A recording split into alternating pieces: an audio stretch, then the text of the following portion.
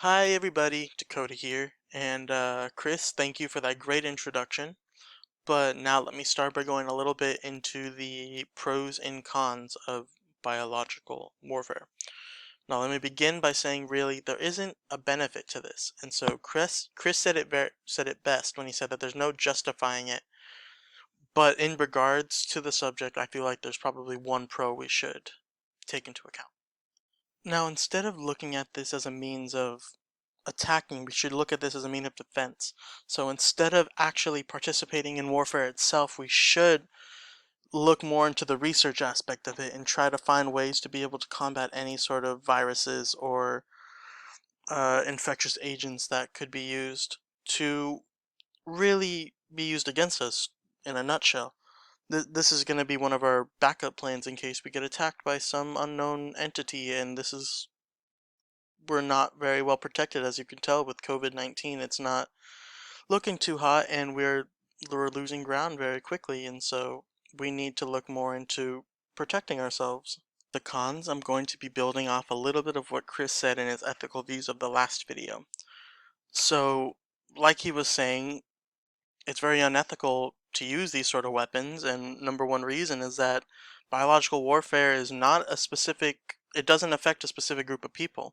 It'll affect everybody. The effects are widespread, and radiation, bugs, they can spread very rapidly and affect many people. And as we can see with COVID-19, it's affecting us quite badly. So not only that, it also limits our amount of medical supplies, and we're also seeing a lack of many different resources, you know. But yeah, it could also decimate large populations of people, like I previously said, and if put into the wrong hands, biological weapons could be the end of a generation of people. And even the United States isn't innocent of this sort of thing. Like, I'm about to give you a pretty big example, but the United States has secretly been doing this sort of thing too. And for this example, we'll be going into the Dugway Proving Ground.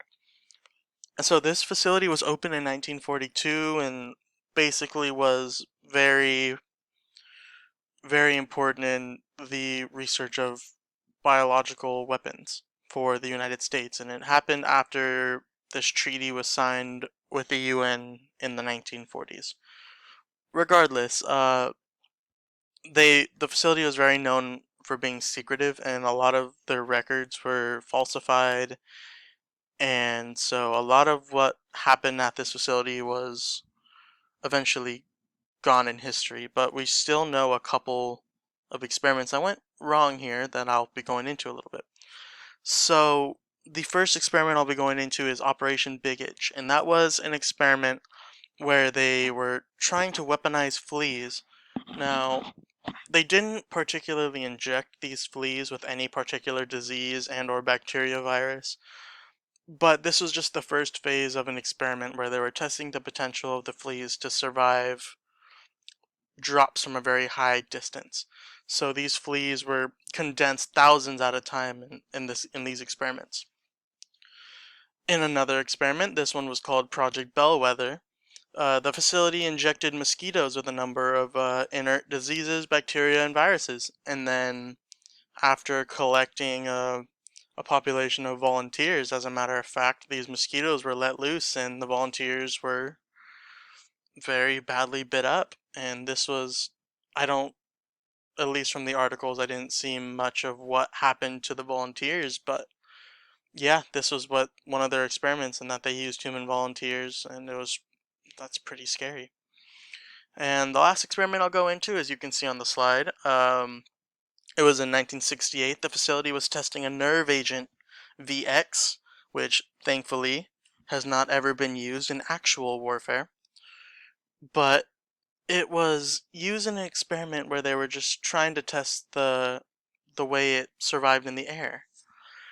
And so the experimenters, they dropped the nerve agent through the air, and within a few days, there was a farm nearby, and close to 6,000 sheep happened to die in the farm. And the army was forced to compensate all the farmers for their sheep, and this particular incident sparked very heated debates about chemical warfare within the coming years.